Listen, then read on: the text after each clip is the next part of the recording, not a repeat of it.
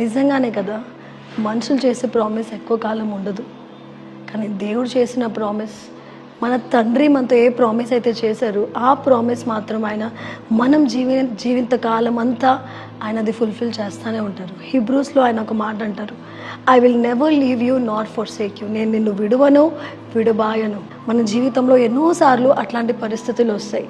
We feel alone, we feel that nobody cares about us. మనం ఎక్కువగా ప్రేమించేవారు ఏదో ఒక కారణం చెప్పినా మనల్ని విడిచిపెట్టేసి వెళ్ళిపోతారు.